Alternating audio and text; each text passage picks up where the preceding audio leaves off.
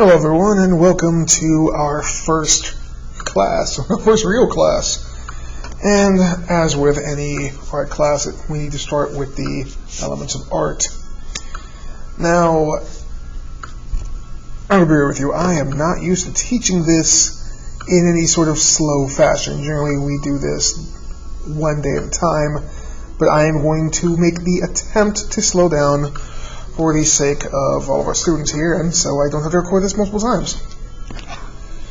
Now, the elements of art are, how to put this, they're not hard and fast rules per se. They really are building blocks for art. But every single art piece that you see uses 1, 2, 3, or all of them. Now, there are 7 in total: line, shape, form, space, value, color, and texture. Color we're going to go over last, because that is the one where I get the most in-depth. Line is pretty self-explanatory. That can be done in a few minutes, and there'll be a small assignment to go along with this. Shape and form are 2 sides of the same coin, so they'll be taken on at once. Space will come after that, then value, then texture, and color, as I said, will be last. Now, along with these videos, I will also be putting in just a few old notes. It's all pretty much the same material, but if hearing my voice is not your cup of tea, you will have these drawings and written portions to help you along. Everything is typed because Lord knows I have atrocious handwriting. So let us start with line.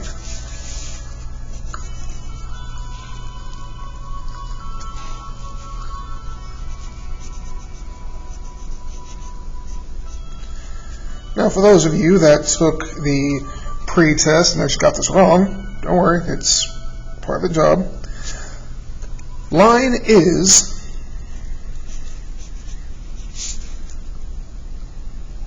the path of a moving point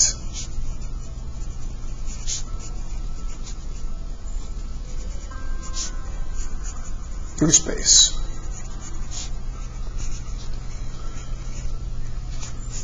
Now, like I said, terrible handwriting.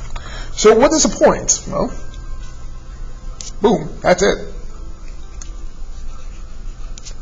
That there. The line happens when you take that point and you just stretch it out.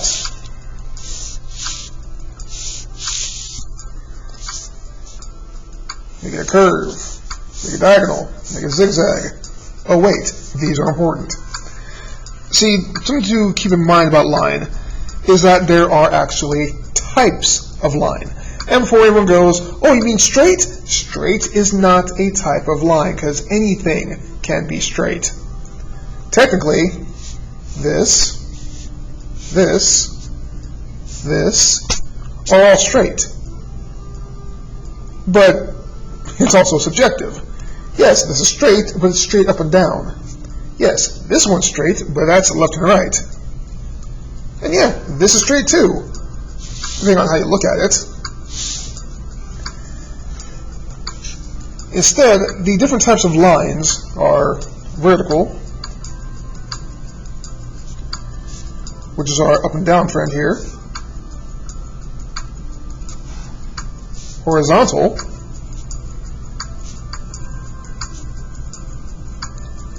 which goes left to right, diagonal, which goes an angle, and then we have a couple more. We have a curved line,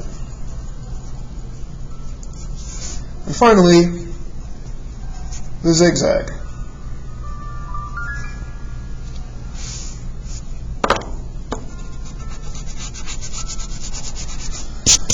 Now, the reason I point these out is because each one has a meaning behind them.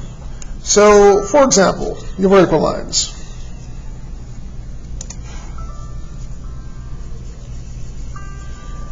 I'm sure some of you have, when you're driving with your parents, or maybe you see this online, we always see those pictures of Marines, standing and saluting.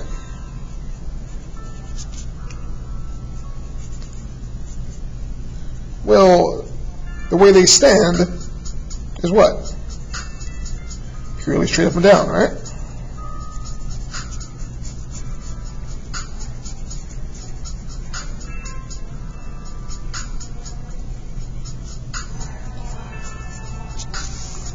They stand like so. So what might that mean if they have to stand, perfectly straight up and down in a vertical manner? What does that really tell you? Well, think of it this way. If you get in trouble with your parents and they just yell your name before you try to hide under your bed and hope you don't get a whooping, don't you stand up or at least jump up? Vertical, as it stands for attention. It can also be considered respectful.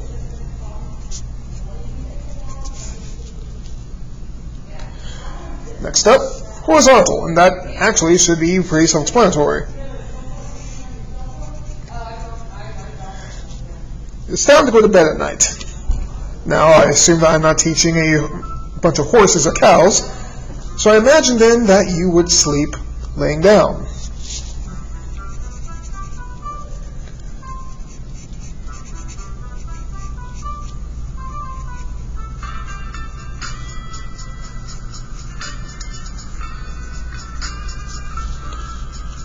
A horizontal line represents rest. It can also mean it's just a simple lack of energy.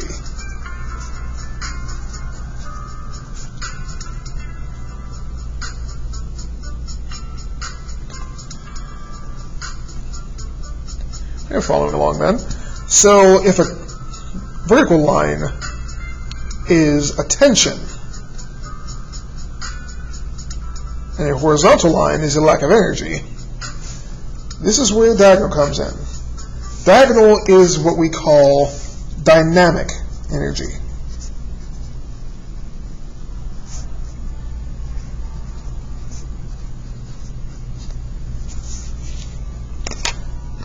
And let me change papers for this one.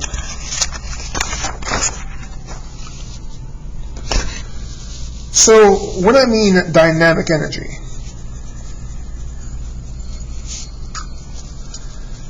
that's just a fancy way of saying action. If you're in sports, think about when you throw a ball, or you shoot one in basketball, or even when you say baseball, you're swinging a bat. The way that your arm moves has to snap in an angle.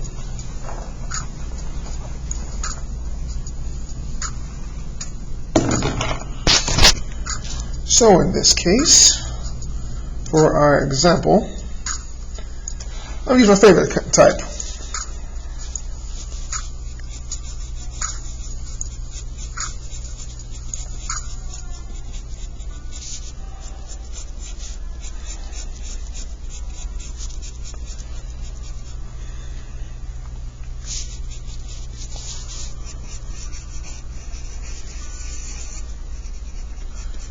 A good old-fashioned throwing of a punch.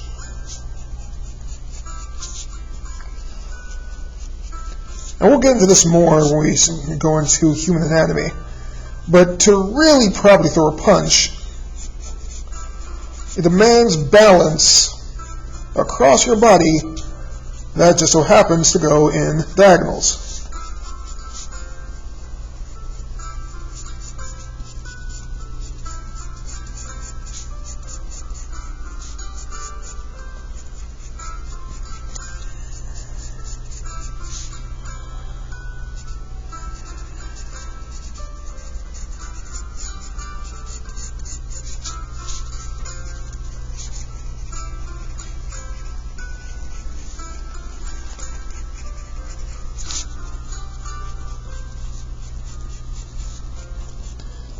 If you pay attention to how I'm posing the arms and legs, everything here moves in a diagonal manner.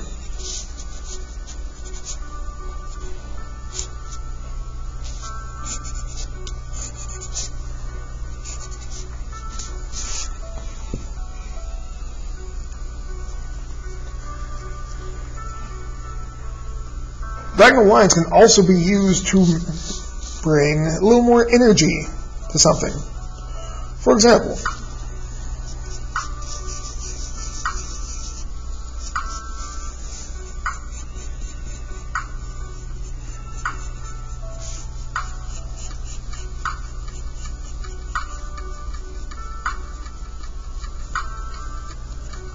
let's say we have this character here.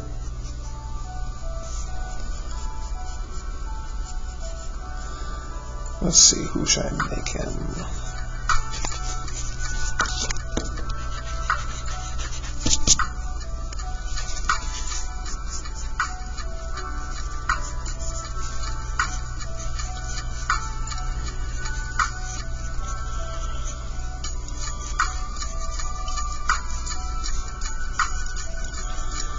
I guess we got Spider-Man here. And no, I'm not expecting you to draw every single thing I draw here. Just try to follow along.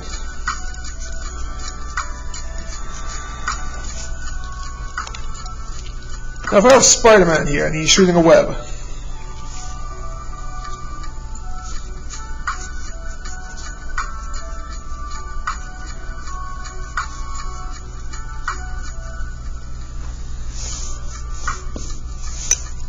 that could be the entire thing. But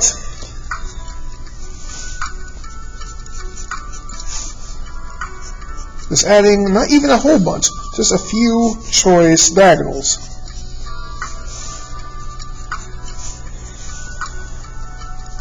Especially when we consider his webbing, which if you notice, I'm even using slight curves, but mainly diagonals. It adds a little more energy.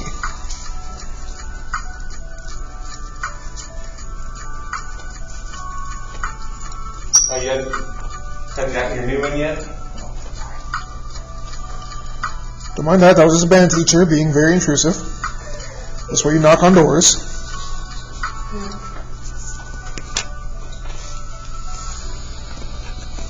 Next up, curved lines.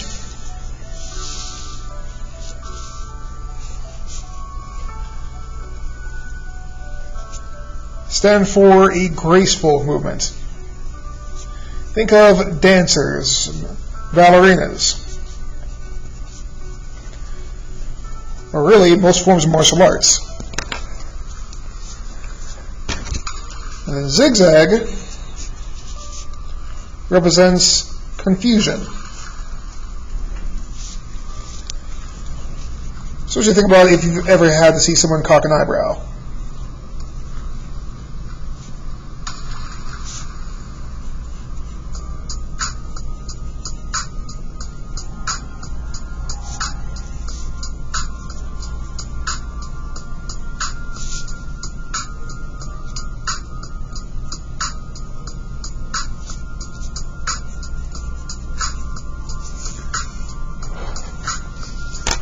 And really, that's it. That's all of the lines that you use to make any sort of drawing.